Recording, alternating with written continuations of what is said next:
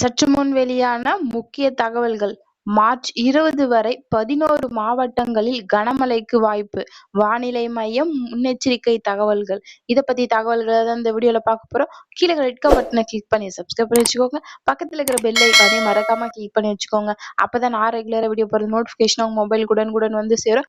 வாங்க வீடியோக்குள்ள போகலாம். மறக்காம லைக் பண்ணிக்கோங்க. கோடை காலம் தொடங்கியிலிருந்தே தமிழகத்தில் வெயில் தொடக்கத்திற்கு முன்பாகவே சென்னை, காஞ்சிபுரம், செங்கல்பட்டு உள்ளிட்ட மாவட்டங்களில் அனல் காற்று வீசி மக்களை வாட்டி வதைத்து வருகிறது. அக்னி நட்சத்திரம் தொடங்குவதற்கு முன்பே வெப்பம் இவ்வளவு அதிகமாக இருக்கிறது என்பது மக்கள் கவலை அடைந்த நிலையில் தற்போது இயற்கை ஒரு திடீர் திருப்பத்தை ஏற்படுத்தியுள்ளது.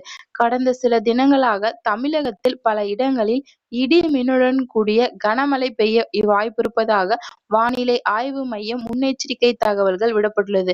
இதை குறித்து பிரபல வானிலை ஆய்வு மையம் தகவலின்படி அடுத்த காற்று நீரோட்டத்தில் ஏற்பட்டுள்ள மாற்றமே இந்த மழை காலத்திற்கான காரணம் என்று தெரிவிக்கப்பட்டுள்ளது. பூமியின் மேற்பரப்பில் இருந்து சுமார் 12 கிலோமீட்டர் உயரத்தில் மிக வேகமாக பாயும் இந்த காற்று நீரோட்டத்தின் தற்போது ஒரு வளைவு அல்லது திருப்பம் உருவாகியுள்ளது.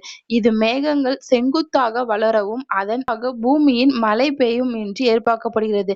இந்த நிலையில் சென்னை வானிலை ஆய்வு மையம் தகவலின்படி வெப்பத்தை தணிக்குவதற்காக மழை ஒரு சில இடங்களில் 20ஆம் தேதி வரை 11 மாவட்டத்திற்கு அதி கனமழைக்கான வாய்ப்பிருப்பதாக வானிலை ஆய்வு மையம் முன்னெச்சரிக்கை தகவல்கள் விடப்பட்டுள்ளது.